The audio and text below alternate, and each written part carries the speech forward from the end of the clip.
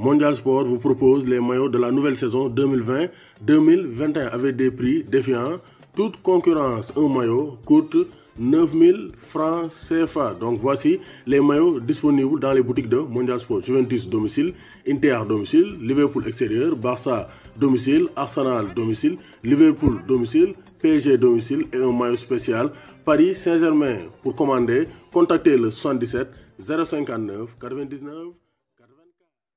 Offre spéciale Mondial Sport, maillot plus flocage à 10 000 francs. Bonjour à toutes et à tous, bonjour à tous les suiveurs et à tous les inconditionnels de Grégoire Omnisport. Sadio Mané,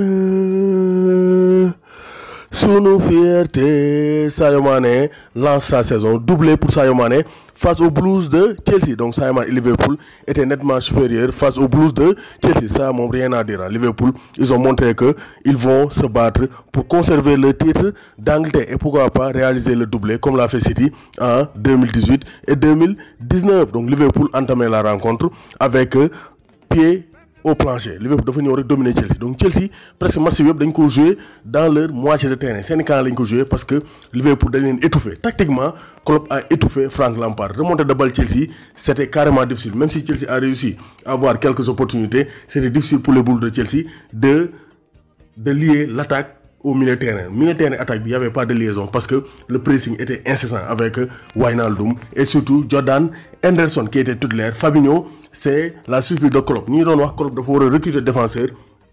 Ndeke Klopp xamoon na ne Thiago Alcantara day ñëw da koy bàyyil numéro 6 bi jël Fabinho yóbbu ko défense centrale et aujourd'hui Fabinho a été exceptionnel. En 1 contre 1, il a gagné presque tous ses duels, il a rassuré la défense de Liverpool. Même si tout n'a pas été parfait. Défensivement, Liverpool a peiné. Chelsea am na ay occasions yu bari, am nañ penalty raté ko, ils ont eu beaucoup d'occasions, mais Alisson Becker a bien tenu la baraque et Alisson Becker waaye na ne une grande équipe c'est d'abord un grand gardien, mais aussi une grande équipe c'est d'avoir une attaque de feu. Et aujourd'hui, donc il y avait des doutes sur le trio Mané Salah Firmino ndax nañ mën a répéter li doon def ces 3 dernières années, mais waaye nañ ne vraiment ils sont toujours d'attaque. Ba passé Salah moo def triplé, mais aujourd'hui c'est l'enfant de Bambali Sadio Mané qui a réalisé un doublé. Donc tey lekk rek la def waa Chelsea. Premier temps il était juste techniquement. Donc Sadio Mané actuellement techniquement il est intouchable. Bu yoree bal kenn du ko laal. Bu ko jegee bul ko laal bul ko jege usa la. Donc bu yoree bal kenn du ko laal Sadio Mané, il est au top techniquement et gis nañ ne dans la surface, il est toujours redoutable. Comme le montre le premier but de Liverpool, 50e minute de jeu, une de Firmino Salah. C'est un but 100% Mané Salah Roberto Firmino. Firmino sax temps yi tamit doxul woon, mais face à Chelsea, ils ont élevé le niveau, ils ont montré que Liverpool est toujours là pour reconquérir l'Angleterre. Donc Liverpool gis nañ ne premier but bi Salah moo récupéré, donc Firmino moo récupéré bal bi jox une deux ak Salah. Une deux ak Salah coppati Sambay Naar. Sadio Mané bi avant Firmino di passe ci la décroché wu bàyyi fa Reece James.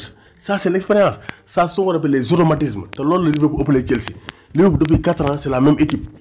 Alors que Chelsea ils veulent reconstruire avec Frank Lampard avec beaucoup de recrues. Moo tax Firmino ba muy xàcc Sadio Mané rocceeku na bàyyi fa Reece James premier donc deuxième poteau moo tax Firmino dafa xàcc coppati Sambay naan Sadio Mané tëb taxaw ci air bi 15 minutes 65 secondes reggae ju bal bi et c'est le premier but. Sadio Mané lance les restes de Liverpool. Deuxième but aussi ça c'est la spontanéité. Ça montre que Sadio Mané est très bon physiquement.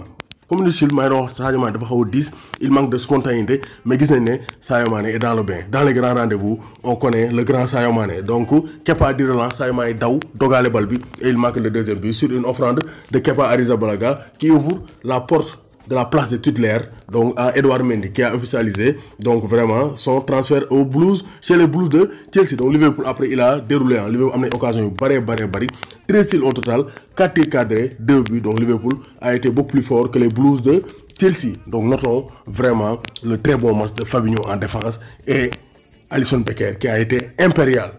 Mais le patron aujourd'hui, l'homme fort, l'homme du match, Liverpool-Chelsea, c'est Sadio Mané. Ku ñeme na nga taxaw, ku ragal na nga daw, Sadio ngi ñëw dal seen kaw. Félicitations aux supporters de Liverpool et nos encouragements aux supporters des Blues de Chelsea. Bi Sadio ku ko am loo di wax, bi Sadio saay.